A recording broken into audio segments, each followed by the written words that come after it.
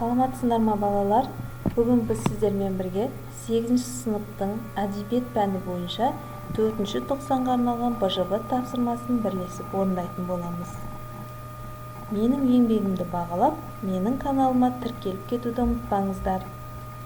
Бұл бөлімде балалар біз қиял мен шындық бөлімде мәңгілік бала бейнесі Роза Мұханованың әңгімесі және Тахауи Ахтановтың күй аңыз әңгімесін өткен болатынбыз.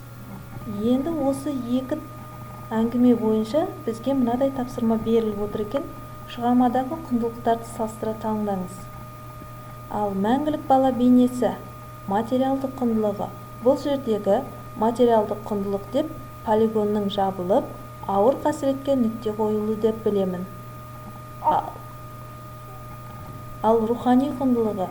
Бұндағы кейіпкер қыздың ішкі рухани әлеміне үңілсек, ол өзінің мүгедектігінен, жетімдігінен жасып қалған шарасыз қыз үнемі жұрттан жырақ жүреді.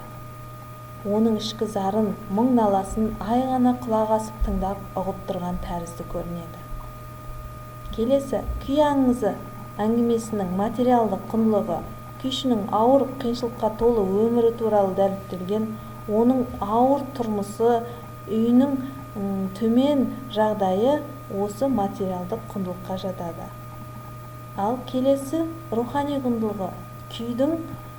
Күй арқылы адамның ішкі сезімін білдіруге болады. Күй тіршілікке нәр береді. Күй құдіреті мен күйшінің шеберлігі. Мұндағы күй арқылы ботасынан айырылған нардың иіп күйдің құдіреттілігінің көрінісі ретінде беріледі. Келесі, екінші тапсырма. Шығармалардың жаңашылдығына баға беріңіз дейді. Енді мәңгілік бала бейнесі әңгімесінің көтерілген мәселесіне қарайтын болсақ, мұнда ядролық сынақтан зардап шеккен ұлт трагедиясы көрінеді. Сынақтың зардабынан мүгедек болып қалған Ләйла қыздың өмірі сипатталады. Ал күй аңызы әңгімесінде бұнда көтерілген мәселе күй өнерінің құдіретін ұғындыру, өнер адамына құрметпен қарау болып табылады. Келесі, қазіргі кездегі өзектілігі.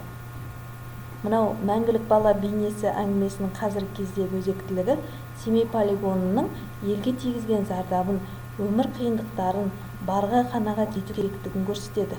Сол кездегі халық өмірі де баяндалған, адам мінезінің әртүрлі болатындығын түсіндіреді.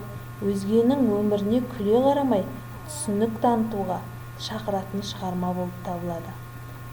Ал күй аңызы әңгімесінің қазіргі кездегі өзектілігі. Қазіргі кезде қарапайым тыңдарман күй өнерін аса қатты түсіне бермейді. Домбыра не дейді, не айтқысы келеді дейді ішінен. Әрине, бұл өнер көрініп тұрғандай сурет емес, әнде емес, сөзі бар жырда емес. Қазіргі кезде күй өнерінің теледидар, радиолардан да аз беріледі. Сондықтан да тыңдарман мен көрермендерді бұл өнерден алыстатып жібергені де сезіледі. Себебі қазіргі кезеңде эстрада әндерінің шарықтау кезеңі десек те болады. Ал осымен БЖБ тапсырмасы екі тапсырманы да талдадық, талқыладық. Осымен аяқталды.